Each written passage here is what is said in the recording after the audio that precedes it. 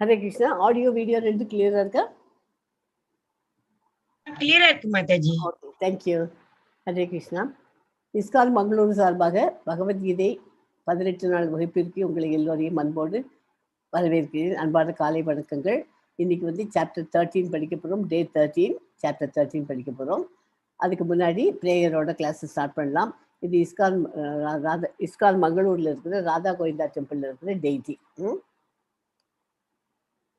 नमो ओं विष्णुपादाय कृष्णप्रेष्ठाय भूतले श्रीमदे भक्तिवेदान्त स्वामिनिति नामिने नमस्ते सरस्वती देवे गौरवाणि प्रचारिणे निर्विशेष शून्यवादी पाश्चात्य देशतारिणे कृष्णाय वासुदेवाय देवकी नन्दनाय च नन्दगोपकुमाराय गोविन्दाय नमो नमः नमः पङ्कजनाभाय नमः पङ्कजमालिने नमः पङ्कजनेत्राय नमस्ते पङ्कजाङ्गर्ये जय श्री कृष्ण चैतन्य प्रभु नित्यानंद श्री अद्वैत गदाधारा श्री वासादि गौर भक्त वृंद हरे कृष्णा कृष्ण कृष्ण हरे हरे हरे राम राम राम हरे हरे. ओम नमो भगवते वासुदेवाय. ओम नमो भगवते वासुदेवाय. ओम नमो भगवते वासुदेवाय. ओम अज्ञान तिमिरन्धस्य ज्ञानाञ्जन शालाकाय चक्षुरुन्मीलितं येन तस्मै श्री गुरवे नमः.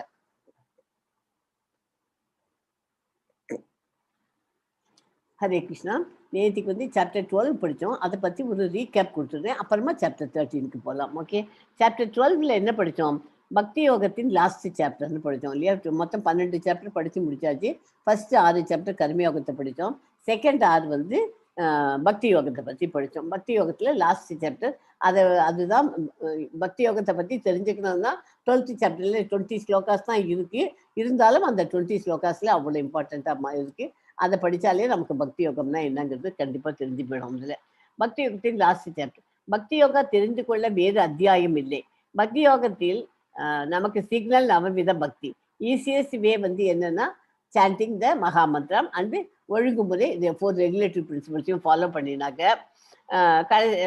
கடைபிடித்து சாண்டிங்கும் பண்ணினா ஓகே. கடமையை செய் பலனை எதிர்பார்க்காதே. பகவான் கிருஷ்ணருக்கு செய்யப்படும் தூய பக்தி தொண்டு பக்தி யோகம் எனப்படுகிறது. ஆன்மீகத்தின் இறுதி இலக்கான தூய கிருஷ்ண பிரேமையை அடைவதற்கு இதுவே மிக உயர்ந்த மிக தகுதியான வழிமுறையாகும். இந்த உன்னத பாதையை பின்பற்றுவோர் தெய்வீக குணங்களை வளர்த்துக் கொள்கிறார்கள். ஓகே, இதுதான் நேற்றுக்கு பார்த்தோம். இன்னைக்கு படிக்க போகிறது சாப்டர் 13. அது சேத்ரஞ விபாக யோகம். இந்த சாப்டர் கொஞ்சம் ட்ரையாக இருக்கும். இருந்தாலும் புரிஞ்சு விட்டுனாக்க அது அதை விட ஈஸி ஒன்றுமே இல்லை. சேத்திரனா என்னன்னு தெரிஞ்சுக்கணும், சேத்ரஞன்னா என்னன்னு தெரிஞ்சுக்கணும். அதை தெரிஞ்சுனாச்சுன்னா ஈஸியாக போயிடும். அப்புறம் ஓகே, இயற்கையும் அனுபவிப்பவனும் உணர்வும் அந்த சாப்டர் பேர். இயற்கையும் உணர்வும். எவன் ஒருவன் உடலுக்கும் ஆத்மாவுக்கும் உள்ள வித்தியாசம் அவற்றிற்கு அப்பால் உள்ள பரமாத்மா ஆகியவை உணர்கிறானோ அவன் பௌதிக உலகத்திலிருந்து முக்தி அடைகிறான். இதை தெரிஞ்சிருந்தாலே போறோம். என்ன உடல்னா என்ன? செகண்ட் சாப்டர்ல படித்தோம். நாம் உடல் அல்ல, ஆத்மா. ஆத்மா அழிவற்றது, உடல் அழியக்கூடியது, இதெல்லாம் படித்தோம் இல்லையா? அந்த உடலுக்கும் ஆத்மாவுக்கும் என்ன வித்தியாசம் இருக்கு, அதுக்கப்புறம் அதுக்கு மேலே பரமாத்மான்னு ஒருத்தர் இருக்கார் இல்லையா? அதையும் நம்ம தெரிஞ்சாக்க இது 3 நமக்கு நல்லா கிளியராக புரிஞ்சாச்சுன்னா பௌதிக உலகத்திலிருந்து நம்ம முக்தி அடைய முடியும். இந்த சரீரத்தை ஞானிகள் கஷேத்திரம் என்று சொல்லுகிறார்கள். சரீரம் அப்படின்னு சொல்றோம் இல்லையா? நம்ம சரீரம்னா பாடி, உடல். சரீரத்தை ஞானிகள் கஷேத்திரம் என்று சொல்லுகிறார்கள். இந்த சரீரத்தை கஷேத்திரம் என்று எவன் அறிகிறானோ அவன் கஷேத்திரஞன் என்று கூறப்படுகிறான். கஷேத்திரனா சரீரம். அந்த கஷேத்திரத்தை பற்றி தெரிஞ்சுக்கிறவனுக்கு பேரு கஷேத்திரஞன். அவரை கஷேத்திர பாடி சரீரம், கஷேத்திரஞ அப்சர்வர் இன் த பாடி சோல். ஞானம்னாக்க நாலேஜ். கஷேத்திரஞான அது ரெண்டுத்தையும் புரிஞ்சுக்கிறது பேர் தான் ஞானம். ஓகே, நம்ம ஒரு மார்னிங் வாக் பண்ணுறோம். மார்னிங் வாக் பண்ணும்போது நமக்கு யார் ஏத்தாப்புல வர என்ன வீட்டிலேருந்து கிளம்பிட்டோம், போயிருக்கோம். நான் மார்னிங் வாக் போனோம், எனக்கு உடம்பு சரியில்லை, ஹெல்த்தை நான் பார்க்கறதுக்காக ஃபிசிக்கலி நான் ஃபிட்டாக இருக்கணுங்கிறதுக்காக தான் நான் வாக்கிங் போகிறேன். நான் தான் போகிறேன், எனக்கு யாரும் சொல்லி நான் போகல அப்படின்னு நம்ம சொல்கிறோம். ஆனால் கிடையாது. நமக்குள்ள நம்ம இதயத்தில் இருக்கிற ஆத்மாவோடு சேர்ந்து யாருக்கா? பரமாத்மா தான் நமக்கு அதெல்லாம் ஊக்குவிக்கிறார். கூடவே இருந்தது. நீ பண்ணு, உனக்கு உடம்பு முடியலையா, இது பண்ணு அப்படின்னு நமக்கு ஐடியா கொடுக்கறதெல்லாம் அவர் தான் கூடவே இருந்துட்டு. ஆனால் ஐடியா கொடுத்துட்டு அவர் எல்லாத்துக்கும் முழு சுதந்திரம் கொடுத்துருக்கார். நீ பண்ணினா உன்னோட உடம்பு நல்லா இருக்கும், பண்ணலை அதுக்கு நீ தான் அனுபவிக்கணும், வியாதியை வைக்கோட இருக்கணும். அப்படி 2 தினசிலையும் நமக்கு ஃபுல் சுதந்திரம் கொடுத்து அஸ் எ டீச்சராக இருந்துருக்காரு, நமக்கு கூடவே இருந்தது. அதனால நம்ம என்னென்ன பண்றோமோ எல்லாத்தையும் கூடவே இருந்துன்னு அவர் கண்காணிக்கிறாருங்கிறத தெரிஞ்சுக்கணும் நமக்கு. ஓகே. அது நமக்கு வந்து நம்ம மார்னிங் வாக் போகணும்னு நம்ம தான் நினச்சிக்கிறோம்னு வச்சுக்கணும். நமக்கு முன்னாடி ஒருத்தருக்கு நம்ம உடம்புலயே ஒருத்தர் இருக்கார் இல்லையா, அவருக்கு தெரிஞ்சு போயிடும் அவர் தான் பரமாத்மா. Okay. Super soul Krishna knows everything. புருஷ அப்படின்னா புருஷானாக்க என்ஜாயர் ஆஃப் பிரகிருதி. மொத்தம் 24 எலிமெண்ட் இருக்கு. ஆஃப் கஷேத்திரல 24 எலிமெண்ட் இருக்கு. அது என்னென்ன? 5 முதல் 5 என்ன? மகாபூதம் அப்படிங்கிறது என்னென்ன? எர்த்து, வாட்டர், ஃபயர், ஏர், ஈத்தர். எர்த்து, வாட்டர், ஃபயர், ஏர், ஈத்தர். இது 5ம் சேர்ந்தது மகாபூதம். மகாபூதம். அடுத்தது அடுத்த 13 இருக்கு. அடுத்தது அந்த 13 என்னன்னா ஃபால்ஸ் ஈகோ, இன்டெலிஜென்ஸ். நான் இப்போ இங்கிலீஷில் சொல்கிறேன், அப்புறம் போக போக தமிழ் இது தமிழையும் வரும் எனக்கு இருக்கு. Okay. False ego, intelligence and the manifested stage of the 3 modes of nature. இதெல்லாம் சேர்ந்தது அடுத்தது 2வது. 3வது 5 சென்சஸ், ஐம்புலன்கள். அதாவது for acquiring eyes, ear, nose, tongue and skin வருது. அப்புறம் 5 ஒர்க்கிங் சென்சஸ். அது என்னென்ன? Voice, legs, hands, anus and genitals. So இது எல்லாத்துக்கும் அந்த 5வது இருக்கு இல்லையா, இதுக்கெல்லாம் மீது above all these, above the senses is the mind. Okay. ஐம்புலன்களை நம்மளால இதால கட்டுப்படுத்தி பண்ணுன்னு சொல்றோம் இல்லையா, அது மைண்ட். அதுதான் தனியாக அது. அதனால தான் 13 வந்திருக்கு, அதில் 11 வந்திருக்கு. 5 ஆப்ஜெக்ட்ஸ் ஆஃப் சென்சஸ் என்னென்ன? Smell, taste, form, touch and sound. So இந்த 24 இதையும் நமக்கு தெரிஞ்சிருக்கணும். இந்த 24 எலிமெண்ட்ஸ் ஆஃப் கஷேத்ரா. இதனாலும் கஷேத்திரத்தில் இருக்கிற 24 எலிமெண்ட்ஸ். ஓகே. உங்களுக்கு இப்போ கஷேத்திரன்னா என்னன்னு புரிஞ்சிருக்கும், கஷேத்திரங்கன்னா என்ன புரியும். கஷேத்திரத்தில் இருக்கிற 24 எலிமெண்ட்ஸும் நமக்கு தெரிஞ்சிருக்கணும். ஸோ இந்த சாப்டரில் அர்ஜுனன் 6 கேள்வி கேட்குறான். அது பாயிண்ட் 1 முதல் ஸ்லோகத்தில் வருது. அடுத்தது ஞானம். ஞானம்னா அறிவை பெறுவதற்கான செயல்முறை. அது வந்து 8லேருந்து 12வது ஸ்லோகம் வரைக்கும். அப்புறம் வந்து ஏஎம்ங்கிறது அறிவின் பொருள், அதுவும் பார்க்க போகிறோம். அது 13லேருந்து 19 வரைக்கும். அப்புறம் பிரகிருதி புருஷன் அவர்களது சங்கமம். இது வந்து 20லேருந்து 26 வரைக்கும் பார்க்க போகிறோம். கிருஷ்ணர் கஷேத்திரங்கத்தையும் ஞானத்தையும் விவரிக்கிறார், அதுவும் பார்க்குறோம். அது 2லேருந்து 7 வரைக்கும். சாரி, அதை படிச்சுட்டு தான் அப்புறம் தான் வரும். அப்புறம் கடைசியாக வந்து ஞான சக்ஷிஷு, அறிவின் பார்வை. அது 27லேருந்து 35 வரைக்கும் அதை பார்க்கலாம். ஓகே. ஸோ ஞானத்தை பெறணும்னா என்ன வேணும்? நமக்கு என்ன மாதிரி தகுதி இருக்கணும்? அனன்ய யோகேன, முக்கியமான தகுதி என்ன? அனன்ய யோகேன இருக்கணும். எனக்கு இடைவிடாத கலப்படமில்லாத தொண்டு செய்கிறவா தான் அனன்ய பக்தி. கலப்படமில்லாத பக்தி தான், இடைவிடாத கலப்படமில்லாத பக்திக்கு பேர் அனன்ய பக்தி. இது முக்கியமான தகுதி. இந்தியமையாத தகுதி அப்படின்னா எசென்சியல், இது கண்டிப்பாக இருக்கணும். அப்படின்னா என்ன? ஆச்சாரிய உபாச்சாரம். ஆச்சாரிய உபாசனமா அங்கீகரிக்கப்பட்ட ஆன்மீக குருவை ஏற்றுக்கொள்ளணும். ஆன்மீக குரு நமக்குன்னு ஒருத்தரை வச்சுக்கணும். அவர் மூலியமா தான் நம்மளோட டவுட்ஸ் எல்லாம் கிளியர் பண்ணிக்கலாம். ஓகே. அது முக்கியமானது. முக்கியமான தகுதி வந்து அனன்ய பக்தி இருக்கணும். 2வது இன்றியமையாத தகுதி என்னவா இருக்கணும்? ஆச்சாரிய உபாசனம் இருக்கணும். மற்ற முக்கிய தகுதிகள் பாக்கி இன்னும் என்னென்னலாம் தகுதிகள் இருக்கணும் ஞானத்தை பெறணும்னா? அமானித்துவம்னா பணிவுனா எல்லாத்துக்கும் எடுத்து பேசின ego, I am the doer, நான் தான் சொல்லி இருக்கக்கூடாது இல்லையா. அமானித்துவம் இருக்கணும், பணிவு இருக்கணும். அஹிம்சானாக்க இதெல்லாம் கொல்றது இல்லை, பூச்சி இதெல்லாம் கொல்றதெல்லாம் தான், கில் பண்றது தான் அஹிம்சைன்னு இல்லை. வார்த்தைகளிலையும் அஹிம்சையை கடைபிடிக்கணும். வார்த்தையிலையும் கெட்ட வார்த்தையெல்லாம் உபயோகிக்கக்கூடாது. அந்த மாதிரி அஹிம்சை இதில் வருது. ஓகே. ஆத்ம வினிகிரக, சுய கட்டுப்பாடு இருக்கணும். அரதி ஜன சம்சதி. அரதி ஜன சம்சதினா என்ன? பொதுமக்களிடம் பற்றில்லாது இருக்க வேண்டும். ஓகே. இத்தனையும் மற்ற முக்கிய தகுதி எல்லாமும் இருக்கணும் நமக்கு கூடவே. ஸோ இஃப் பக்தி is the conclusion in 12th chapter, then why is Gnana presented in the 13th chapter? 12வது அத்தியாயத்தில் பக்தி முடிஞ்சு, பக்தி தான் முடிவு, எல்லாத்துக்கும் கோல் வந்து பக்தி தான் சொல்றோம். கடைசி 6 அத்தியாயம் ஏன் ஞானம் வச்சிருக்கா, அதான் சொல்ல முடியுமா? எஸ், ஜெயஸ்ரீ மாதாஜி ட்ரை பண்ணுங்க.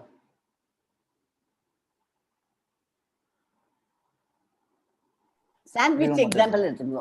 எஸ், நேத்து சொன்னீங்க மாதாஜி, ஞானம் இருந்தா பக்தி ஆட்டோமேட்டிக்கா வரும் இல்லையா? முதல்ல கர்மாவை நம்ம நல்லா பண்ணி தெரிஞ்சு வச்சுக்கணும். கர்மாவை தெரிஞ்சாச்சுன்னா கர்மாவோட கண்டினியூஷன் தான் ஞானம். ஏன் இன் பிட்வீன்ல போய் பக்தி வந்துருக்கு? பக்தி தான் அல்டிமேட் கோல், நமக்கு வேணுங்கிறது பக்தி தான். ஆனா பக்தி அல்டிமேட் கோலா இருந்தா கூட ஏன் நடுவுல கொண்டு நம்ம வச்சிருக்கோம்? அது சாண்ட்விச்ல வைக்கிற மாதிரி, அது நடுவுல இருக்கிறது தான் ரொம்ப டேஸ்ட். ஆமா, அது டேஸ்ட். அந்த பக்தியை தெரிஞ்சாதான் அந்த நமக்கு ஞானம் கிடைக்க முடியும். பக்தி நல்லா ஃபுல்லா கம்ப்ளீட்டா நம்ம அந்த இதை டீட்டெயிலா படிச்சு விட்டுட்டு எல்லாம் பண்ணினா தான் நமக்கு ஞானம் பெற முடியும். ஸோ அதனால தான் இன் பிட்வீன் இங்கே கர்ம யோகாவுக்கும் ஞான யோகாவுக்கும் நடுப்புற பக்தி யோகம் வந்திருக்கு. ஓகே, உண்மையில் முழு பகவத்கீதையும் 1 முதல் 6 அத்தியாயங்கள் பக்தியை செயலின் மூலம் எப்படி அடைவது என்று விவாதிக்கிறது. அதாவது கர்மயோகம் அப்படின்னா செயல்ல எப்படி பண்றது, அறிவின் மூலம் அதை எவ்வாறு அடைவது என்பது கடைசி 6 அத்தியாயத்தில் விவரிக்கிறது. நடுவில் 6 இருக்கே, அது நடுத்துல 6 பக்தி பற்றி விவாதிக்கிறது. ஓகே, அப்ப புரிஞ்சுட்டா? முதல்ல 6 வந்து பக்தி செயலின் மூலம் எப்படி அடையணும்னு படித்தோம். அப்புறம் கடைசி 6 எப்படி அது எவ்வாறு அதை அடைய முடியும் அப்படிங்கிறது கடைசி 6 சொல்ல போறது. நடுத்தர 6 இப்போ படிச்சு நேற்று வரைக்கும் அது வந்து அதை பத்தி விவாதிச்சு நமக்கு டீட்டெயில்டு ஸ்டடி சொல்லிக் கொடுக்குறது. மேலும் 12வது அத்தியாயத்தில் கிருஷ்ணர் எவ்வாறு தனிப்பட்ட முறையில் தனது பக்தர்களை பிறப்பு மற்றும் இறப்பு ஆகியவற்றிலிருந்து விடுவிக்கிறார் என்பதை விளக்கினார். எனவே கடந்த 6 அத்தியாயங்கள் ஜட உலகில் இருந்து தன்னை விடுவித்துக் கொள்ள தேவையான தத்துவ அறிவை வழங்குகிறது. ஓகே, மாயாவிலிருந்து நாம் விலகி இருப்பதற்கும் கிருஷ்ணருடனான நமது பற்றுதலுக்கும் ஞானம் உதவுகிறது. எனவே பக்தியை அடைவதற்கான வழிமுறையாக நாம் அறிவை பயன்படுத்தும் போது அது பக்தியின் ஒரு பகுதியாக மாறுகிறது. ஓகேயா?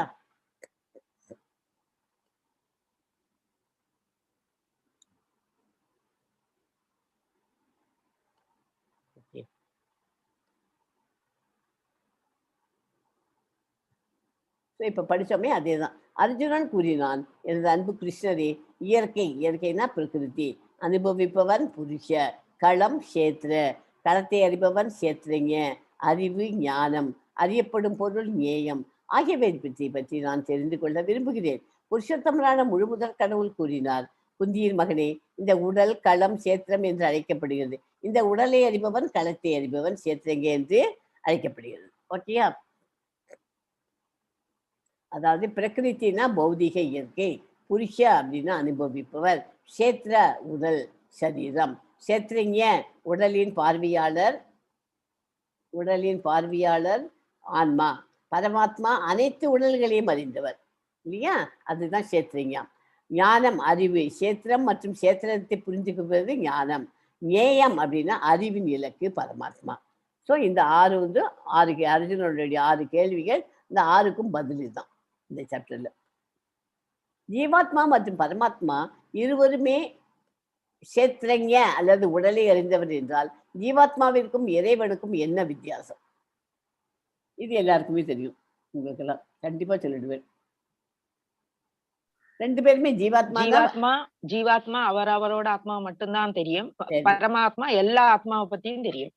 ஜீவாத்மாங்கிறது அவங்க உடலை பத்தி தெரியும். உடல் அவங்க உடலை பத்தி தெரியும் ஜீவாத்மாக்கு. பரமாத்மாங்கிறது எல்லாருடைய உடலையும் அறிந்தவர். ஓகே, so 13.3 yes Dikshit படிக்க முடியுமா? yes Mataji. க்ஷேத்ரஞம் சாபிமாம் வித்தி சர்வக்ஷேத்ரேஷு பாரத க்ஷேத்ரக்ஷேத்ரஞயோர் ஞாயம் யத்தத் ஞானம் மதம் மம.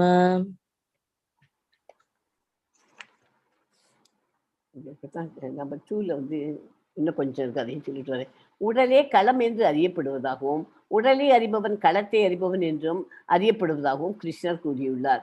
கட்டுண்ட ஆத்மாவின் செயல்களுக்கு களமாக விளங்குவது உடலே. ஜட வாழ்வில் பிணைக்கப்பட்டுள்ள ஆத்மா ஜட இயற்கையின் மீது ஆதிக்கம் செலுத்த முயல்கிறார். ஜட இயற்கையின் மீது ஆட்சி செய்வதற்கு உண்டான தனது தகுதிக்கு ஏற்றால் போல் அவன் செயலின் களத்தினை பெறுகிறான். குழந்தை பருவத்தில் இருந்து முதுமை பருவம் வரை தனது உடல் பற்பல மாற்றங்களை அடைகிறது என்ற போதிலும் தான் மாறாமல் இருப்பதை யார் வேண்டுமானாலும் சிந்தித்து பார்க்கலாம் இல்லையா? சின்ன குழந்தையிலேருந்து நம்ம எப்படியெல்லாம் மாறி மாறிட்டு வரோம். இருந்தாலும் அப்படி சின்ன குழந்தையில இருக்க மாதிரியா நம்ம இருக்கோம் இல்லை. ஆனா நம்ம மாறல அப்படின்றது அந்த ஆத்மா மாறவே இல்லை. எப்படி இருந்ததோ முதல்ல எப்படி இருந்ததோ அதே ஆத்மா தான் இன்னமும் இருந்திருக்கு நம்மளோட கூடவே. செயலின் களத்தை அறிபவனும் அந்த செயலில் நடைபெறும் களத்திற்கும் இடையே வேறுபாடு உண்டு. நான் மனிதன், நான் நாய், நான் பூனை என்று நாம் நினைக்கிறோம். இவை அனைத்தும் அறிபவனின் உடலை பற்றிய அடையாளங்கள். ஆனால் அறிபவனோ உடலில் இருந்து வேறுபட்டவன். இந்த சிந்தித்து பார்த்தால் நாம் உடலில் இருந்து வேறுபட்டவர்கள் என்பதை புரிந்து கொள்ளலாம். நம்ம உடலோட ஆத்மாவும் உட்கார்ந்துருக்கு. நம்ம உடலுக்கும் இதுவும் ரெண்டும் ரொம்ப அப்படியே கம்ப்ளீட்டா இதுன்னு சொல்ல முடியாது, ஒட்டின்று உட்கார்ந்துருக்கு அப்படின்னு. ரெண்டுத்துக்கும் வித்தியாசம் இருக்கு. உடல் தனியா இருக்கும், ஆத்மா தனியா இருக்கு. அந்த ஆத்மாவை உடலை இயங்க வைக்கிறது ஆத்மா தான் இயங்க வைக்கிறது. ஓகே. ஸோ இந்த 13.3 ஸ்லோகத்துல பரதகுல தோன்றலே நானும் எல்லா உடல்களிலும் அறிபவனாக உள்ளேன் என்பதை புரிந்து கொள். உடலையும் அதனை அறிபவனையும் புரிந்து கொள்வதே ஞானம் என்று அழைக்கப்படுகிறது. இந்த ஸ்லோகமும் இம்பார்ட்டன்ட். சேத்திரங்க அதை தெரிஞ்சுக்கிறதுக்கு பேர் தான் ஞானம். அதை நான் புரிந்து கொள்வதே ஞானம் என்று அழைக்கப்படுது. இதுவே எனது அபிப்பிராயம். உடலையும் எல்லாத்தையும் அறிபவனாக, எல்லா உடல்களையும் அறிபவனாக நான் உள்ளேன், அதனை நீ புரிந்து கொள் அப்படிங்கிறார். செயல்களின் களம் ஒவ்வொன்றிலும், அதாவது ஒவ்வொரு உடலிலும் 2 ஆத்மாக்கள் உள்ளனர், ஜீவாத்மா அண்ட் பரமாத்மா. பரமபுருஷ பகவானான கிருஷ்ணரின் சுய வடிவங்களே பரமாத்மா. எவன் ஒருவன் பகவத்கீதையை அடிப்படையாக வைத்து செயலின் களத்தை பற்றியும் அக்களத்தை அறிபவனை பற்றியும் நுண்ணியமாக அறிந்து கொள்கிறானோ அவன் ஞானத்தை அடைய முடியும். ஓகே. செயல்களின் களம் மற்றும் செயல்களை அறிபவனை பற்றிய அறிவு பற்பல முனிவர்களினால் பல்வேறு வேதங்கள் நூல்களிலே விரிவாக விளக்கப்பட்டுள்ளது. குறிப்பாக வேதாந்த சூத்திரத்தின் பதங்களில் காரணம் மற்றும் விளைவுகளுடன் இவை மிகவும் நுணுக்கமாக விளக்கப்பட்டுள்ளன. என்னத்தை? செயல்களின் களம், அந்த செயல்களை அறிபவர், இதெல்லாம் பற்றி டீட்டெயில்டா அதெல்லாம் சொல்லியிருக்கு அப்படிங்கிறார். இந்த ஞானத்தை விளக்குவதில் மிக உயர்ந்த அதிகாரி கிருஷ்ணரே. இருப்பினும் கற்றறிந்த பண்டிதர்கள், தரமான அதிகாரிகளும் முந்தைய அதிகாரிகளிடமிருந்து எப்போதும் பிரமாணம் வழங்குவது வழக்கம். சந்தோபி, இந்த இதில் ஒரு ஸ்லோகத்துல சந்தோபின்னு ஒரு வார்த்தை வரும். சந்தோபி என்ற சொல் பல்வேறு வேத இலக்கியங்களை குறிக்கும். உதாரணமாக யஜுர்வேதத்தின் பிரிவான தைத்திரிய உபனிஷத்தில் இயற்கை, ஜீவாத்மா, பரமபுருஷ பகவான் ஆகியவை விளக்கப்பட்டுள்ளன. அதெல்லாம் டீட்டெயில்டா அதுல கொடுத்துருக்கு அப்படிங்கிறார்.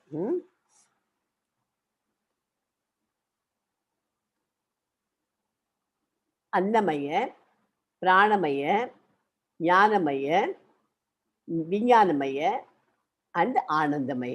ஆனந்தமயக்கு முன்னாடி இதுல இருந்து வரணும்.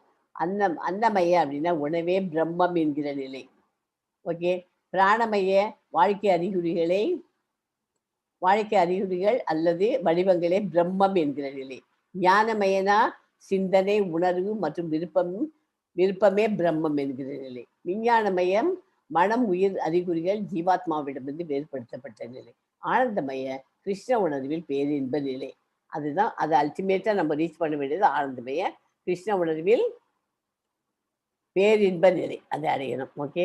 அன்னமயக்கு உடல் தளம் போகணும், பிராணமயக்கு புலன்கள் தளம் இருக்கணும், ஞானமயக்கு மனம் தளம் இருக்கணும், விஞ்ஞானமயக்கு அறிவுசார் தளம் இருக்கணும், ஆனந்தமயக்கு ஆன்மீக தளம் வரணும். ஸோ ஆனந்தமய நம்ம ரீச் பண்ணால் ஆன்மீகத்தில் இம்ப்ரூவ் பண்ணால் தான் நம்ம அந்த ஆனந்தமய ஸ்டேஜை நம்ம ரீச் பண்ண முடியும். ஓகே. 13.6 and 7 படிக்கும். Yes, Mataji. Mahabhutanyahangkaro buddhir avyaktameva cha indriyani tashayikam cha panchashendriya kochara ichcha dvesha sukham dukkam sankhataschetanatriti etat kshetram samasena sabikaram udahridam. பஞ்சபூதம், அகங்காரம், புத்தி, அவ்யக்தம், 10 புலன்கள், மனம், 5 புலன் பொருள்கள், விருப்பு வெறுப்பு, இன்பம் துன்பம், உயிரின் அறிகுறிகள், திட நம்பிக்கை, இவையெல்லாம் சுருக்கமாக செயல்களின் களம் மற்றும் அதன் மாறுபாடுகள் என்று கருதப்படுகின்றது. இது ரொம்ப இம்பார்ட்டன்ட் ஸ்லோகம் தான். அது நிலம், நீர், நெருப்பு, காற்று. இப்போ நான் முதல்ல உங்களுக்கு ஸ்டார்டிங்ல இங்கிலீஷ்ல சொன்னேன் இல்லையா, அதெல்லாம் இப்போ தமிழில் சொல்றேன், கேட்டுக்கோங்க. நிலம், நீர், நெருப்பு, காற்று, ஆகாயம், இந்த 5ம் பஞ்சபூதங்கள் என்று அழைக்கப்படுகின்றன. ஓகே, மொத்தம் 24 வேணும் இல்லையா, அது 5 அங்கு போயிடுது. அதன் பிறகு அகங்காரம், புத்தி, இயற்கையின் 3 குணங்களில் தோற்றமற்ற நிலை ஆகியவை உள்ளன. அதுக்கப்புறமா அந்த 7 அகங்காரம், புத்தி, இயற்கையின் 3 குணங்கள். இவற்றை தொடர்ந்து கண்கள், காதுகள், மூக்கு, நாக்கு, தோல் என ஞானத்தை பெறுவதற்கு 5 புலன்கள் உள்ளன. பின்னர் குரல், கால்கள், கைகள், ஆசனவாய், பால் உறுப்பு என கர்மத்தை செய்வதற்கு 5 புலன்கள் உள்ளன. புலன்களுக்கு அப்பால் மனம் உள்ளது. உள்ளிருக்கக்கூடிய மனம் உள்ளிருக்கும் புலன் என்று கூறப்படுகிறது. எனவே மனம் உட்பட மொத்தம் 11 புலன்கள் உள்ளன. வாசனை, சுவை, உருவம், தொடு உணர்வு, ஒலி என 5 புலன் பொருள்கள் உள்ளன. இந்த 24 மூலகங்களும் இணைந்த செயல்களின் களம் இவெல்லாம் இணைந்து செயல்களின் களம் என்று அறியப்படுகிறது. இந்த 24 விஷயங்களை பற்றி ஒருவன் ஆராய்ந்து கற்றால் செயலின் களத்தை பற்றி நன்றாக புரிந்து கொள்ள முடியும். பிறகு விருப்பு, வெறுப்பு, இன்பம், துன்பம் முதலிய மாறுபாடுகள் உள்ளன. இவை ஸ்தூல உடலில் பஞ்சபூதங்களில் பிரதிநிதிகளாக உள்ளன. உணர்வின் மூலமாகவும் திடமான நம்பிக்கையின் மூலமாகவும் உணரப்படும் உயிரின் அறிகுறிகள் சூட்சும உடலில், அதாவது மனம், புத்தி, அகங்காரத்தில் தோற்றமாகும். செயல்களின் களம் இந்த சூட்சும மூலம் பொருள்களையும் உள்ளடக்கியதாகும். களம் என்பால் ஜடப்பொருள். ஓகே, தமிழ் 24 உங்களுக்கு அது மறுபடியும் ஒரு வாட்டி எழுதி கொடுத்துருக்கேன். அடக்கம், கர்வமின்மை, அகிம்சை, பொறுமை, எளிமை, அங்கீகரிக்கப்பட்ட ஆன்மீக குருவை அணுகுதல், தூய்மை, தளராமை, சுய கட்டுப்பாடு, புலநுகர்ச்சி பொருள்களை துரத்தல், பொய் அகங்காரம் இல்லாதிருத்தல், பிறப்பு, இறப்பு, முதுமை, நோய் ஆகியவற்றின் துன்பத்தினை கவனித்தல், குழந்தைகள், மனைவி, வீடு மற்றும் இதர பந்தங்களிலிருந்து விடுபட்டு இருத்தல், விருப்பு வெறுப்புகளில் சமநிலை, என் மீதான கிருஷ்ணரின் மீதான நித்தியமான களங்கமற்ற பக்தி, தனிமையான இடங்களில் வாழ விரும்புதல், பொதுமக்களிடமிருந்து விலகி இருத்தல், ஆத்ம ஞானத்தின் முக்கியத்துவத்தை ஏற்றல், பரம சத்தியத்தை அறிவதற்கான தத்துவ ஆய்வு, இவை அனைத்தையும் நான் ஞானமாக அறிவிக்கின்றேன். இவற்றை தவிர அனைத்தும் அறியாமையே. எதெல்லாம் ஞானம்ங்கிறது கொடுத்துட்டார். இதை தவிர்த்து மிச்சம் இருக்கிறதெல்லாம் அறியாமையே. அதாவது அகிம்சை என்பது உடலை கொல்லக்கூடாது அப்படிங்கிறத அகிம்சைன்னு நினைச்சிட்டு இருக்கோம் இல்லையா, அது கிடையாது. அது உடலை கொல்லாமல் இருப்பது அல்ல அழிக்காமல் இருப்பது என்று பொருளில் பொதுவாக உபயோகப்படுத்தப்படுகிறது. ஆனால் உண்மையில் அகிம்சை என்றால் பிறரை துன்பத்திற்கு உள்ளாக்காமல் இருப்பது என்று பொருள். எளிமை என்றால் கபடத்தனமின்றி தனது எதிரிக்கு கூட உண்மையை வெளிப்படுத்தும் அளவிற்கு நேர்மையானவராக இருக்க வேண்டும் என்று பொருள்.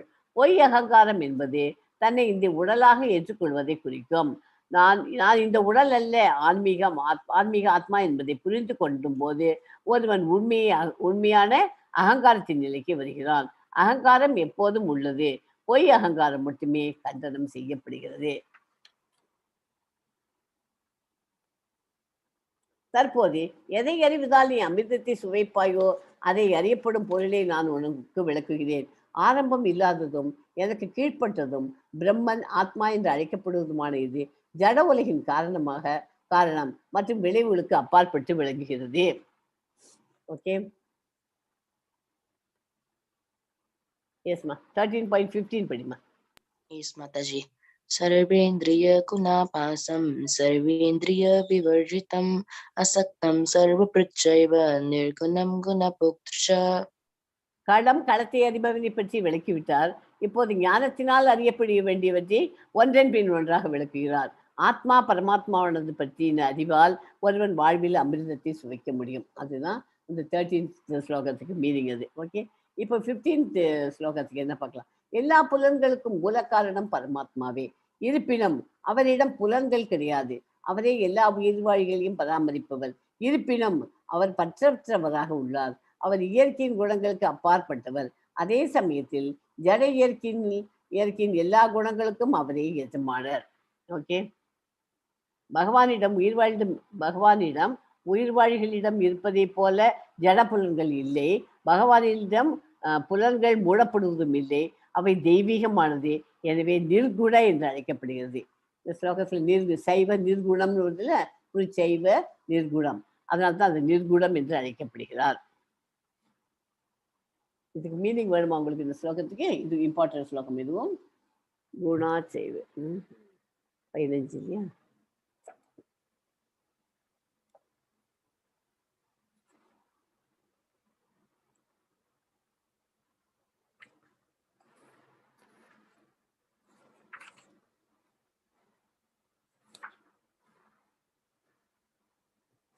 ஓகே.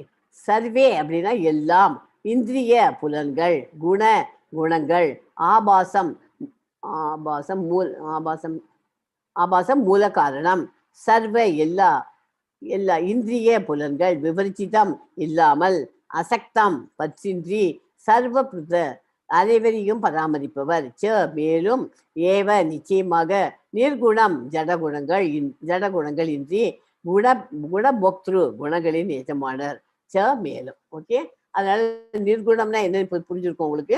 ஜட குணங்கள் இன்றி.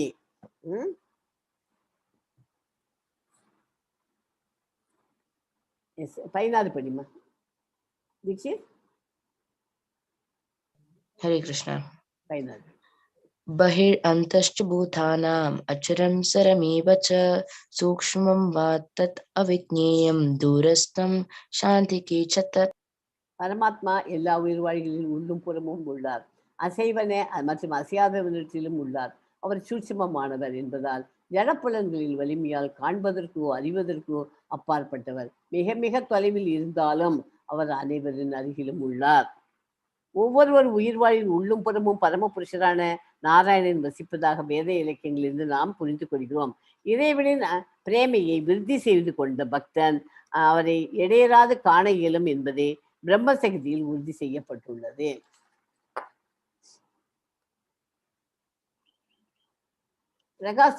பிரகாசிக்கும் பொருள்கள் எல்லாவற்றிற்கும் மூலம் அவரே. அவர் ஜடத்தின் இருட்டிற்கு அப்பாற்பட்டவராகவும் தோன்றாதவராகவும் உள்ளார். அவரே அறிவாகவும் அறியப்படும் பொருளாகவும் அறிவின் இலக்காகவும் உள்ளார். ஒவ்வொருவருடைய இதயத்திலும் அவர் வீற்றுள்ளார். சூரியன், சந்திரன், நட்சத்திரங்கள் முதலிய பிரகாசிக்கும் பொருள்கள் எல்லாவற்றிலும் ஒளியின் மூலமாக இருப்பது பரமபுருஷ பகவானான பரமாத்மாவே. பகவானின் தேஜஸினால் ஆன்மீக உலகம் சூரியன் சந்திரனுக்கு அவசியம் இல்லை இல்லையா? இதுல என்ன சொல்றது? எல்லாம் பிரகாசிக்கிறதுலாம் எல்லாத்துக்கும் மூல காரணம் யாரு? பகவான் தான், கிருஷ்ண பகவான் தான். அவர் தான் பரமாத்மாவே. அவர் தான். பகவானின் தேஜஸ்னால்தான் கோலோக விருந்தாவன்ல சூரியனும் கிடையாது, உனக்கு சந்திரனும். அவர்கிட்ட இந்த ஆன்மீக உலகில் சூரியன் சந்திரனுக்கு அவசியமே இல்லை. பகவானுடைய தேஜஸ் அப்படிப்பட்டது. 1000 சூரியன்கள் ஒழிச்சா எப்படி வெளிச்சம் அடிக்குமோ அத்தனை வெளிச்சம் அவரோட தேஜஸ்லேருந்தே கிடைக்கிறது. அதனால இந்த ஸ்லோகமே இம்பார்ட்டன்ட். நம்ம ஸ்லோகம் கொடுக்கல. இந்த 2 பறவைகளையும் கவனிங்கள். என்ன வித்தியாசம் தெரிகிறது? 2 பறவை உட்காந்துருக்கு இல்லையா பக்கத்துல பிக்சர்ல. ஏதாவது அதை பத்தி எக்ஸ்பிளைன் பண்ண முடியுமா?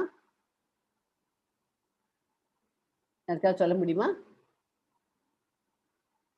யாராவது ட்ரை பண்றீங்களா? என்னத்துக்கு இந்த 2 பறவை படம் போட்டிருக்கேன்னு? கீழே இருக்கிற பரமாத்மா, கீழே இருக்கிற பட்சி நம்ம ஆத்மா, மேல இருக்கிற பட்சி பரமாத்மா. நம்ம என்னெல்லாம் பண்ணிட்டு இருக்கோம் அந்த பரமாத்மா எல்லாத்தையும் பார்த்துட்டு இருக்கு. Very good. கீழே இருக்கிறது ஜீவாத்மா என்ன பண்ணுது? அந்த பறவை, கீழே இருக்கிற பறவை பழத்தை கொச்சி தின்னுருக்கு. நீ பழத்தை கொச்சி திங்கிறியா அப்படின்னு கூடவே நம்மளோட உட்காந்துட்டு பரமாத்மாவும் பார்த்துட்டு இருக்கு. இந்த ஜீவாத்மா என்ன காரியம் பண்ணுறதோ ஒவ்வொரு காரியத்தையும் பரமாத்மாவும் பார்க்கறதுக்கு தான். இது நம்ம இதயத்துல ஜீவாத்மாவும் இருக்கிறார். நம்மளோட ஜீவாத்மா, பரமாத்மா எல்லார் உடலிலும் இருக்கிற பரமாத்மா நம்ம உடலிலும் இருக்கிறார். அதை எக்ஸ்பிளைன் பண்றதுக்காக தான் இந்த படம் போட்டு. எஸ் மா 13.19 படி. Yes, Mataji. इति क्षेत्रं तथा ज्ञानं ज्ञेयं चोक्तं समासतः मद्भक्तये तद्विज्ञान मत्पावायोपपद्यते. இந்த மாதிரி இந்த ஆத்மாவையும் பரமாத்மா உட்காந்து பார்த்துருக்கு இல்லையா? நம்ம ஒரு பியூர் டிவோட்டியா இருந்தாக்க நமக்கு கம்ப்ளீட்டா அட்வைஸ் கொடுத்தோம். இது தப்பா நம்ம தப்பு காரியம் பண்றதான்னு வச்சுக்கோங்க, பண்ண மாட்டோம். பியூர் டிவோட்டி ஆயிடுச்சுன்னா அந்த மாதிரி பண்ற சமயத்துல நம்மளை கரெக்டா கரெக்ஷன் பண்ணி நம்மள நல்ல வழிக்கு எடுத்துன்னு வந்துடுவார் பரமாத்மா கூடவே இருந்து. அதுதான் பரமாத்மா கூட இருக்கிறதுல நமக்கு பெனிஃபிட். நம்ம ஆன்மீகத்துல நம்ம முன்னேறிட்டு வரோம். அதை முன்னேறதுக்கு நமக்கு கூடவே இருந்து நிறைய உதவி பண்றதுக்கு அவர் இருக்கார். பரமாத்மா காத்துருக்கார். நம்ம தான் யூஸ் பண்ணாம அவரை உட்காந்துருக்கோம். பரமாத்மாவை யூஸ் பண்ணிக்கணும் நம்ம. ஓகே. இவ்வாறாக செயல்களின் களம், அதாவது சேத்திர, அறிவு, ஞானம் எனப்படும் அறியப்படும் பொருள், நேயம் ஆகியவை சுருக்கமாக என்னால் விவரிக்கப்பட்டுள்ளன அப்படின்னு கிருஷ்ண பகவான் சொல்றாரு. அதனால கொஞ்சம் போல சொல்லியிருக்கேன். எனது பக்தர்கள் மட்டுமே இவற்றை முழுமையாக புரிந்து கொண்டு எனது இயற்கையை அறிய முடியும். பக்தர்கள் பியோர் டிவோட்டி தான் அதை எல்லாத்தையும் ஃபாலோ பண்ணி, பியோர் டிவோட்டியாக இருந்தால் அட்லீஸ்ட் டிவோட்டியாவா இருந்தாங்க அதை பரம இலக்கையை அடைய முடியும், இயற்கையை அடைய முடியும். ஓகே. ஞானம் என்பது பக்தி தொண்டை பக்குவமாக புரிந்து கொள்வதன் ஆரம்ப நிலை. பக்தர்கள் மட்டுமே பகவத்கீதையை புரிந்து கொண்டு விரும்பும் பலனை அடைய முடியும். இப்ப நமக்கெல்லாம் இன்ட்ரெஸ்ட் இருக்கிறதுனால உட்காந்து பகவத்கீதை படிக்கணும்னு இருக்கும். நமக்கெல்லாம் கூடவே இருந்து பகவான் பார்த்துருப்பார், சொல்லிக் கொடுப்பார் எல்லாமே. ஆனா அதே இது ஒருத்தர் புரியாத ஒருத்தர் ஒரு மூடாசை இருக்கா இல்லையா, அவளுக்கெல்லாம் பகவத்கீதை அவள்கிட்ட போய் நம்ம பேசுறதுலயும் அர்த்தம் இல்லை. அந்த மாதிரி மூடாசை பகவத்கீதை பத்தி நம்ம போய் பேசவே வேண்டாம். அவள் ஏதாவது புரிஞ்சுக்கிற மாதிரி இருந்தாக்க நம்ம போய் பேசலாம். புரிஞ்சுக்க மாட்டேன்னு அடம் பண்ணின்னு இருக்கிறவாழ்கிட்டலாம் போய் பேசி அதை நம்மள மட்டம் தட்டிக்க பகவானை நம்மளும் மட்டம் தட்டி நம்மளும் அவள்கிட்ட போய் எக்ஸ்பிளைன் பண்ணி பகவானை பத்தி பேசவே வேண்டாம். ஓகேயா? எஸ்மா 20 படிமா. பிரகிருதி. Yes, Mataji. Prakritim purusham chaiva vidyanati ubhavapi vikaram shagunam chaiva vidya prakriti sambhavan. களமாகிய உடல் ஜட இயற்கையால் ஆனது. ஜட இயற்கையும் உயிர்வாழிகளும் ஆரம்பமற்றவை என்பதை புரிந்து கொள்ள வேண்டும். அவர்களது மாற்றங்களும் ஜடத்தின் குணங்களும் ஜட இயற்கையின் உற்பத்தி பொருட்களே. ஜட இயற்கையது இதெல்லாத்தையும் மாற்றங்கள்லாம் சேஞ்ச் ஆகுது இல்லையா, அதெல்லாம் யார் பண்றது? ஜட இயற்கையின் உற்பத்தி பொருள். அதனால மாற்றங்கள்லாம் அதனால தான் வருது. ஜடத்தின் குணங்களுக்கு ஏற்ற மாதிரி மாறின்னு வருது. ஓகே. உங்களுக்கு ஒரு படம் போட்டு காமிச்சேன் இல்லையா, பட்டர்ஃப்ளை எப்படி எக்குலேருந்து லார்வாவா வருது, லார்வாவிலேருந்து பியூப்பா வருது, எப்படி பட்டர்ஃப்ளை ஆகுது. அந்த லார்வா ஆகிறதுக்கும் அந்த கக்கூன் இருக்கு, பியூப்பாவா இருக்குது, அதுக்கும் சம்மந்தமே இல்லை. வேணுங்கிறத சாப்பிட்டுட்டு அதுக்குள்ளே உட்காந்து மாற்றங்கள் எல்லாம் பண்ணிட்டு ஒரு பட்டர்ஃப்ளையாக வந்தது. அந்த முன்னாடி இந்த லார்வாவுக்கும் பட்டர்ஃப்ளைக்கும் கொஞ்சம் கூட சம்மந்தம். அதெல்லாம் தன்னோட இதுக்கு ஏற்ற மாதிரி மாற்றி தன்னை மாற்றி கொள்கின்றன. அதெல்லாம் எல்லாமே இந்த உலகத்தில் ஜட உலகில் இருக்குது எல்லாமே தற்காலிகம். ஓகே. எல்லாம் டெம்பரரி தான். ஆத்மா அழிவற்றது, பர்மனண்ட். அதுக்கு இதுவே கிடையாது. யாராலையும் அதை அழிக்க முடியாது. காற்றாலும் அதை அழுதுங்க உலர்த்த முடியாது, ஃபயரால் நெருப்பால அதை எரிக்க முடியாது, தண்ணியால நினைக்க முடியாது. அப்படிங்கிறதெல்லாம் நமக்கு தெரிஞ்சிருக்கணும். ஸோ இயற்கையின் குணங்கள் ஆரம்பமற்றது, தற்காலிக தோற்றம், மாறிக்கொண்டே இருக்கும், ஜீவனுக்கு தங்குமிடம் அளிக்கிறது, ஜீவனை முக்குணங்களால் கட்டுப்படுத்துகிறது. இதுதான் இயற்கையோட குணங்கள். ஜீவன்களின் குணங்கள் என்ன? ஆரம்பம், அதாவது ஜீவன் தான் என்ன? ஆத்மா. இயற்கையின் குணங்கள்லாம் உடலை பற்றி பேசிச்சு இல்லையா. ஆரம்பமற்றது ஜீவன் ஆரம்பமற்றது, பௌதிக இயற்கை அனுபவிக்க நினைப்பதால் நன்மை தீமைகளை சந்திக்கிறது. இந்த உலகில் உள்ள பல்வேறு துன்பங்களுக்கும் இன்பங்களுக்கும் ஜீவாத்மாவை காரணம். இயற்கையின் 3 குணங்களை அனுபவித்து வாழ்க்கை முறைகளை பின்பற்றுகிறது. செயல் மற்றும் விருப்பத்தை பொறுத்து 84 லட்சம் உயிரின வகைகள் இருக்கு. மொத்தம் எத்தனை உயிரினங்கள் இருக்கு உலகத்துல? 84 லட்சம் இருக்கின்றன. ஓகே. ஜீவன்களின் துன்பத்திற்கு மூல காரணம் என்ன? ஜட இயற்கையின் மீது ஆதிக்கம் செலுத்தும் ஆசையின் காரணமாக ஜீவாத்மா இந்த ஜட உலகிற்குள் இறங்குகிறான். ஒருவரின் ஆசைகளின்படி ஜட இயற்கை ஒருவரை பல்வேறு உடல்களில் வைக்கிறது. சில குறிப்பிட்ட வகையான உடலில் வைக்கப்பட்டவுடன் அவன் ஜட இயற்கையின் கட்டுப்பாட்டில் கீழ் வருகிறான். ஏனென்றால் உடல் ஜட பொருளாக இருப்பதால் இயற்கையின் விதிகளின்படி செயல்படுகிறது. இதனால் அவர் தனது உடலால் பல்வேறு வகையான துன்பங்களை அனுபவிக்கிறான். பௌதிக உலகில் ஒவ்வொருவரும் துன்பங்களை பெறுவதற்கு பல்வேறு விதத்தில் கடுமையாக போராடுகிறார்கள். ஜீவன்களின் துன்பத்திற்கு மூல காரணம் அவரது பெற்றுள்ள ஜட உடல் அப்படிங்கிறது தெரிஞ்சுக்கணும். ஓகே.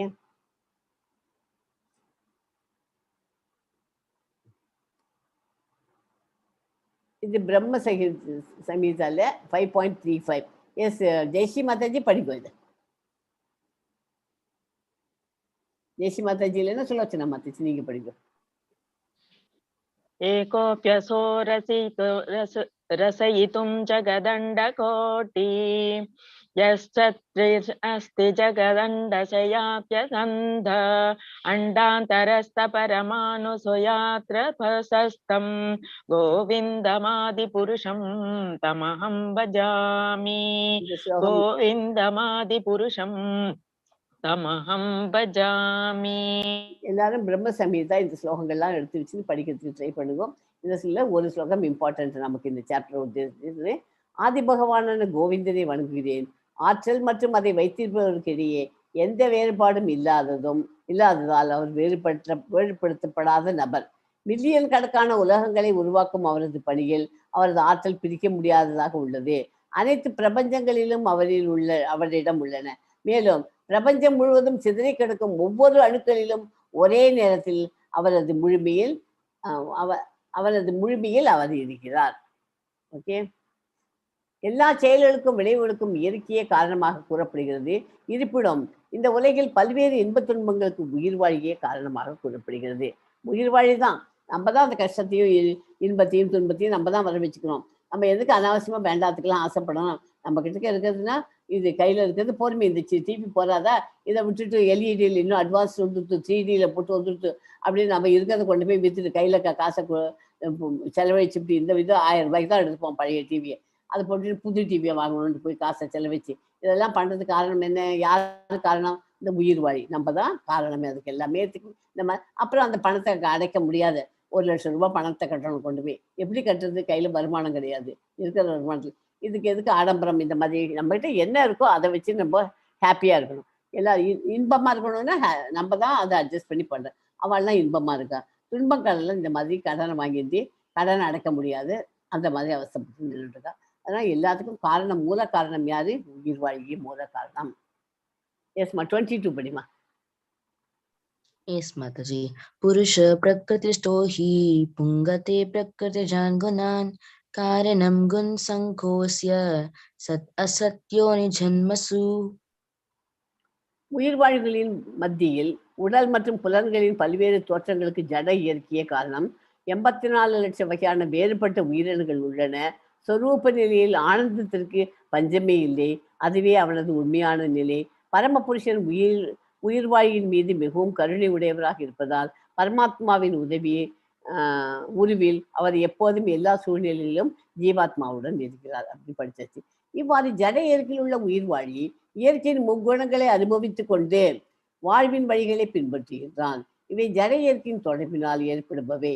இவ்வாறு பல்வேறு இடங்களில் அவன் நன்மை தீமைகளை சந்திக்கிறான். உயிர் வாழிகள் எவ்வாறு ஒரு உடலிலிருந்து மற்றொரு உடலுக்கு மாற்றமடைகின்றன என்பதை அறிந்து கொள்ள இந்த ஸ்லோகம் மிகவும் முக்கியமானதாகும். ஜட இயற்கையின் முக்குணங்களில் இருந்து உயர்வு பெற்று தெய்வீக நிலையில் நிலை பெற வேண்டும். இதுவே கிருஷ்ண உணர்வு எனப்படும். ஒருவன் கிருஷ்ண உணர்வில் நிலை பெறாதவரை ஒரு உடலில் இருந்து மறு உடலுக்கு மாறும்படி ஜடசக்தி ஜட உணர்வு அவனை பலப்படுத்தும்.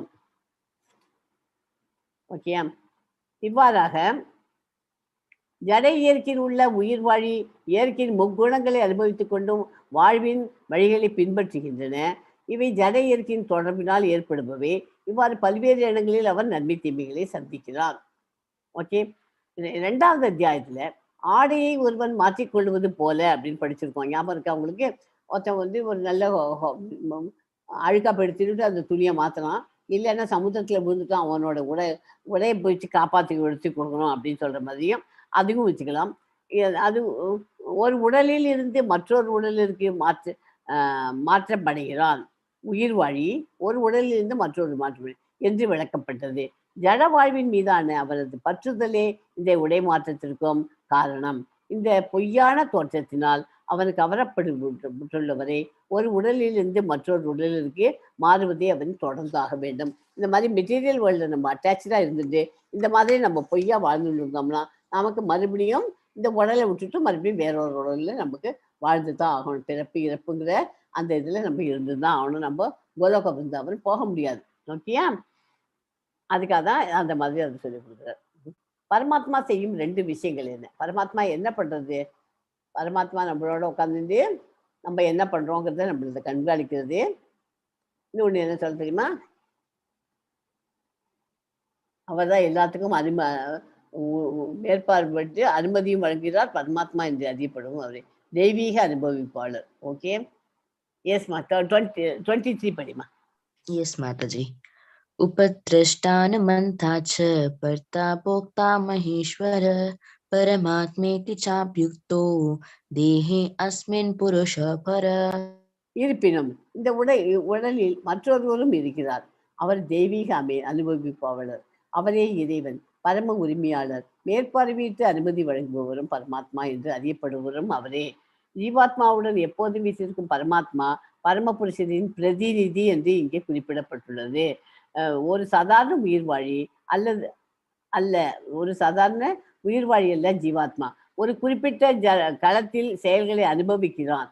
ஆனால் பரமாத்மா எல்லைக்குட்பட்ட அனுபவிப்பாளராக வேறு உடலின் செயல்களில் பங்கு கொள்பவராகவோ வீற்றிருப்பது இல்லை. அவர் சாட்சியாகவும் அனுபவிப்பாளராகவும் வீற்றுள்ளார். என்னவா சாட்சி அண்ட் அனுபவிப்பாளர், 2 இது கேட்டேன் இல்லையா? அதான் 2. சாட்சியாக இருக்கார், அப்புறம் அனுபவிப்பாளராகவும் இருக்கிறார். ஓகே. உயிர்வாழி குணங்களுடனான இவற்றின் உறவு ஆகிய ஜட இயற்கை இவற்றை பற்றிய இந்த தத்துவத்தை புரிந்து கொள்பவன் நிச்சயமாக முக்தி அடைகிறான். அவனது தற்போதைய நிலை எவ்வாறு இருந்தாலும் சரி, அவன் மீண்டும் இங்கே பிரிவு போவதில்லை. எவன் முக்தி அடைய முடியும்?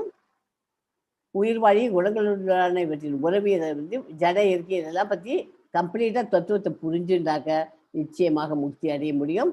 தற்போது இப்போ நம்ம எப்படி இருந்தாலும் சரி, நிறைய தப்பு பண்ணியிருக்கோம், நிறைய இதெல்லாம் பண்ணியிருக்கோம், கர்மாக்கள்லாம் பேட் கர்மாஸ்லாம் நிறைய இருக்கு. இருந்தாலும் மீண்டும் இங்கே பிறவி எடுக்க மாட்டோம், நேர கோலோக பிருந்தாவன் போயிடுவோம். ஓகே. ஜட இயற்கையில் பரமாத்மா, ஜீவாத்மா மற்றும் இவர்களுக்கு இடையிலான தொடர்பு ஆகியவற்றை பற்றி ஒருவன் தெளிவாக புரிந்து கொண்டால் முக்தி அடைவதற்கு தகுதி பெற்று அவன் ஆன்மீக சூழ்நிலைக்கு திரும்புகிறான். இந்த ஜட இயற்கைக்கு திரும்பி வரும்படி அவன் பலவந்தப்படுத்தப்படுவது இல்லை. இது ஞானத்தின் பலன், ஞானத்தினால கிடைக்கிற பலன். தான் 24 ஸ்லோகம். தங்களுக்குள் இருக்கும் பரமாத்மாவினை சிலர் தியானத்தினால் சிலர் ஞானத்தினாலும் வளர்ப்பதாலும் வேறு சிலர் பலனை எதிர்பாராது செயல்படுவதாலும் காண்கிறார்கள். நம்மகிட்ட இருக்க பரமாத்மாவை சில பேரால ஃபீல் பண்ண முடியும். எப்படி? தியானம் பண்ணச்சே ஃபீல் பண்றா. ஞானத்தை வளர்க்கறதுனால சிலர் பலனை எதிர்பார்க்காம, நமக்கு ஒண்ணுமே பதிலுக்கு எதுவுமே வேண்டாம், நம்ம பகவான்கிட்ட தான் நம்ம அப்படியே சரண்டர் ஆகி அப்படி பண்ணியிருக்கு, அந்த மாதிரி அவள்லாம் பார்க்க முடியுது. பரமபுருஷ பகவானின் பக்தர்கள் மட்டுமே ஆன்மீக அறிவிற்கு தகுதியுடையவர்கள். சாங்கிய தத்துவவாதிகள் இந்த ஜட உலகத்தில் 24 மூலக்கூறுகளாக ஆராய்கிறார்கள். மேலும் ஜீவாத்மாவில் 25வது விஷயமாக வைக்கின்றனர். 25வது விஷயமாக வைக்கின்றார். பௌதிக மூலக்கூறுகளுக்கு அப்பாற்பட்ட தனிப்பட்ட ஆத்மாவின் இயற்கையை அவர்களால் புரிந்து கொள்ள இயலும் போது தனிப்பட்ட ஆத்மாவிற்கும் அப்பால் பரமபுருஷ பகவான் இருக்கிறார் என்பதையும் அவர்களால் புரிந்து கொள்ள முடியும். ஓகே. ஆன்மீக ஞானத்தில் ஆழ்ந்த அனுபவம் இல்லாத போதிலும் பிறரிடமிருந்து முழுமுதல் கடவுளை பற்றி கேட்பதன் மூலம் அடிப்படையில் அவரை வழிபட தொடங்குகிறார்கள். நம்மளா உட்காந்து புத்தகங்கள்லாம் வச்சு படிச்சு அவளுக்கு எக்ஸ்பீரியன்ஸ் இல்லாத அப்படி இருந்தாலும் யாராவது ஒருத்தர் சொல்லி கொடுக்குறா இல்லையா, அதை காதுல கேட்டுட்டு அந்த மாதிரி வழிபட தொடங்குகிறார்கள். அதிகாரிகளிடம் கேட்பதற்கான தங்கள் இயல்பின் காரணத்தால் அவர்களுக்கு பிறப்பு இறப்பு வழியிலே கலந்து அவளும் ஈஸியா ஃபாலோ பண்ணிட்டு இந்த பிறப்பு இறப்புங்கிற சூழலில் சிக்கி தவிக்காமல் அவர்கள் நேர கோலோக பிருந்தாவன் அவளாலையும் போக முடியும். ஓகே.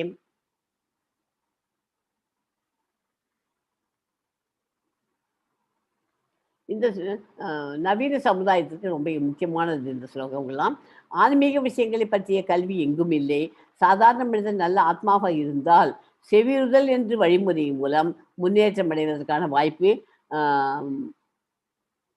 வாய்ப்பு அவனுக்கு உள்ளது. செவியுறுதல் முறை மிக முக்கியமானதாகும்.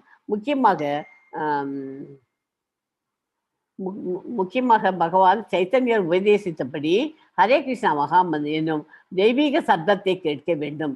செவியுறுதல் என்னும் வழிமுறை பலமாக பரிந்துரைக்கப்பட்டுள்ளது. செவியுறுதல்ங்கிறது ரொம்ப இம்பார்ட்டன்ட். ஹரே கிருஷ்ணா கிருஷ்ண கிருஷ்ணா ஹரே ஹரே, ஹரே ராம ராம ராம ஹரே ஹரே. அந்த மந்திரத்தை நம்ம சொல்லணும். யாராவது சொல்றது அது கேட்கறதையும் கேட்கலாம். அதுலேயும் நம்ம இதில் முன்னேற்றம் அடையலாம். பரதர்களின் தலைவனே, அசைவன அசையாதவனே, எதையெல்லாம் நீ காண்கின்றாயோ அவையெல்லாம் செயல்களின் களமும் களத்தை அறிபவனும் இணைந்த கலவையாகும். கலவை என்ன? மிக்சர், ரெண்டுமா சேர்ந்த மிக்சர்.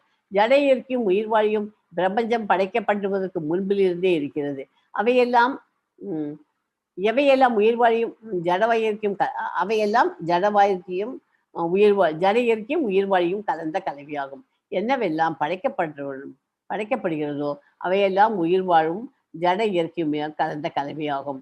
மரங்கள், மலைகள், குன்றுகள், அசையாத தோற்றங்கள் உள்ளன. அசையும் தோற்றங்களும் பல உள்ளன. உயர் இயற்கையான உயிர்வாழியின் தொடர்பின்றி எதுவும் வளர இயலாது. ஜட இயற்கையின் உயர்ந்த இயற்கை வைக்கப்பட்டிருக்கிறது. 13.28 படிமா. Yes, Mataji.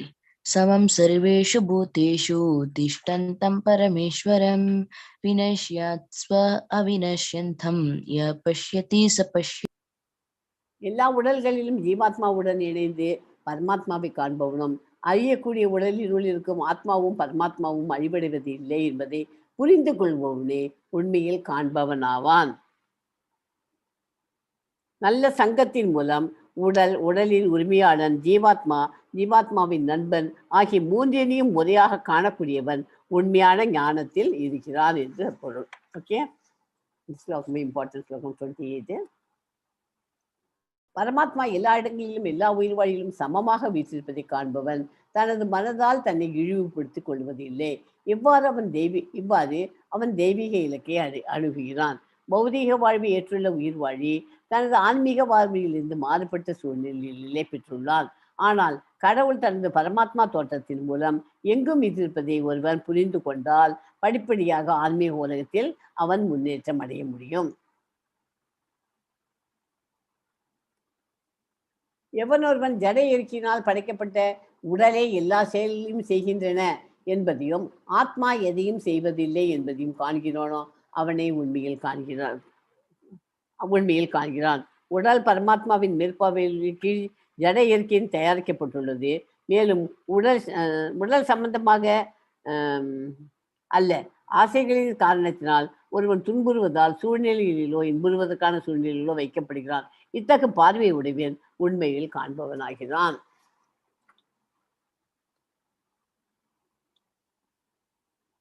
ஆத்மா எதை செய்வதோ அதோட பந்தப்படுவது இல்லை அப்படிங்கிறதுக்கு என்ன சொல்ல முடியும்? இந்த அறிக்கையை நீங்கள் எவ்வாறு விளக்க முடியும்? இதை பத்தி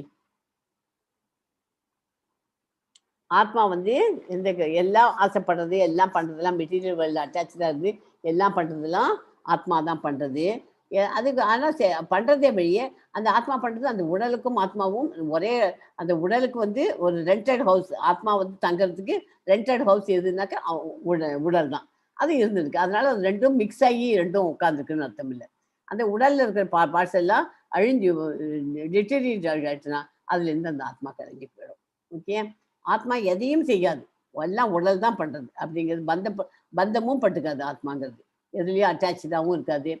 மெட்டீரியல் வேர்ல்டு அட்டாச் இருக்கிறதுலாம் இந்த உடல் தான். ஏன்னா அந்த உடல் அப்போ உடல் தான் இது இல்லைன்னு சொல்றேன். உடல் ஆத்மாவை இருக்கிறதுனால அது ஒரு உயிர் வழியாயிருது. அந்த ஆத்மா உடல்லேருந்து கிளம்பியாச்சுன்னா அந்த உடல் வெறுமக்கி போன பொருளாக போயிடும். ஓகே, அதுதான் இந்த இதுக்கு சொல்லலாம். 13.33 படிமா. Yes, Mataji. Yato sarvagatam sausmyat ஆகாஷம் நோபலிப்யதே சர்வத்ராவஸ்திதோ தேஹே ததாத்மானோ பலிப்யதே. எங்கும் நிறைந்திருந்தாலும் தனது நுண்ணிய இயற்கையினால் ஆகாயம் எதனுள் கலக்காமல் இருக்கின்றதோ அதுபோல பிரம்மனின் பார்வையில் நிலை பெற்றுள்ள ஆத்மா உடலில் அமைந்திருந்தாலும் உடலுடன் கலப்பதில்லை. இதுதான் ஆத்மா உடல்ல இருந்தா கூட எப்படி ஆகாயம் எதோடையும் கலக்கிறதுல ஆகாயம் தனியா இருக்கு இல்லையா? அது ஏன் இந்த இடத்துல இதோட எல்லாத்தையும் கலந்துக்கப்படாது, கலக்காது, தனியா இருக்கும். அது நுண்ணிய இயற்கையினால அப்படி இருக்கு. அது மாதிரி பிரம்மனின் பார்வையில் நிலை பெற்றுள்ள ஆத்மாவானது அதுவும் உடல்ல அமர்ந்திருந்தாலும் உடலோட கலப்பது இல்லை. ஓகேயா? நீர், மண், மலம் மற்றும் என்னவெல்லாம் இருக்கின்றதோ எல்லாவற்றிலும் காற்று போக முடியும். காற்று உள்ளுக்குள்ள பூந்துக்கும். அதுக்குள்ள எல்லாம் இருப்பினும் அது எதனுடனும் கலப்பதில்லை. அந்த காற்று எதோடையாவது போய் சேர்ந்துக்கிறது தான், சேர்ந்துக்காது.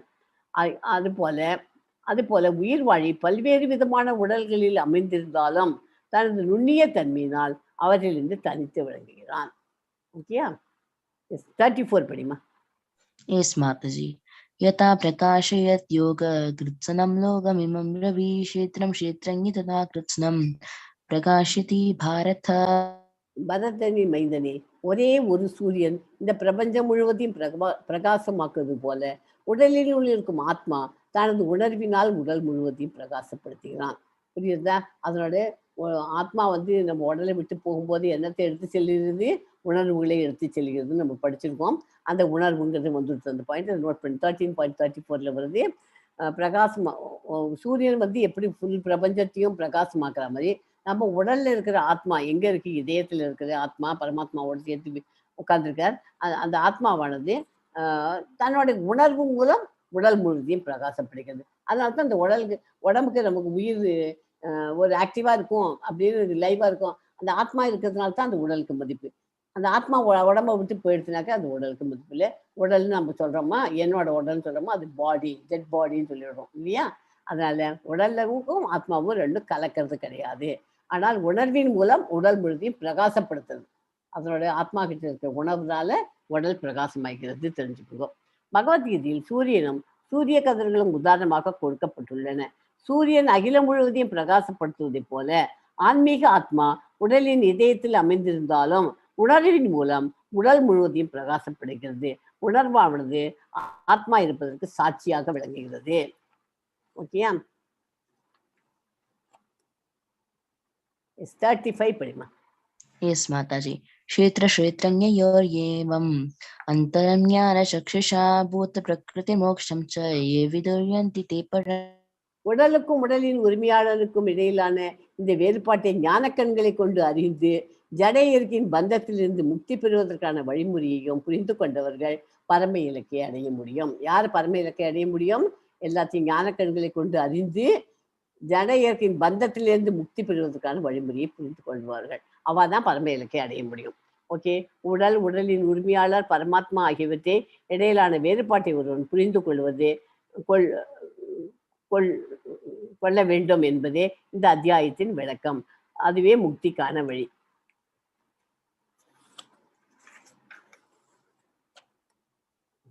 ஸோ இந்த சாப்டர் இதோட முடிஞ்சு போச்சு. அர்ஜுனா 4 கேள்விகள், அதுக்கு பதிலும் கிடைச்சிது. கஷேத்திரம் மற்றும் கஷேத்திரங்க ஞானத்தின் விளக்கம் கொடுத்தாச்சு. அறிவை பெறுவதற்கான செயல்முறை தெரியும். ஏயம்னா என்ன? அறிவின் பொருள். பிரகிருதி, புருஷாய் மற்றும் ஒன்றியம், அறிவின் பார்வை. இத்தனையும் நம்ம பார்த்தாச்சு. 35 ஸ்லோகம் மொத்தம் சாப்டர்ல படித்தாச்சு. இதோட இந்த சாப்டர் முடியுது. உங்களுக்கு ஒரு சின்ன கதை கஜேந்திர மோட்சம் சொல்லிடுறேன். ஓகே. பாகவதத்தில் இருக்க கதையெல்லாம் விஷ்ணு பகவானிடம் சரணடைந்தவர்களை அவர் எப்படி காப்பாற்றுறார் அப்படிங்கிறது தான் அதில் படிக்கிற நம்ம கதைகள். என்ன எப்படி காப்பாற்றுவதார் என்பதை பற்றின தெளிவாக படிக்க முடியாது. கஜேந்திரன் ஒரு யானை இருக்கு. அதனோட யானைகளின் தலைவன் தனது கூட்டத்தோடு திரிகூட மலையில் வாழ்ந்து வந்தான். அவன் மிக பலசாலி. அவன் தன்னுடைய பலம் பற்றி மிக பெருமையோடு இருந்து வந்தான். ஒரு நாள் கஜேந்திரன் தன்னுடைய கூட்டத்தோடு பெரிய குளத்திற்கு சென்று தண்ணீரில் இறங்கி தன்னுடைய தும்பிக்கையால் தண்ணீரை பீச்சி அடித்து விளையாடி கொண்டிருந்தது. ஏனெனில் அதில் வெயில் காலம். அப்போது ஒரு முதலை கஜேந்திரனின் கால்களை பிடித்தது. கஜேந்திரனுக்கு அது மிகுந்த வலிமையை கொடுத்தது. யானை தன் கால்களை விடுவிக்க முயற்சி செய்தது. ஆனால் அது முடியவில்லை.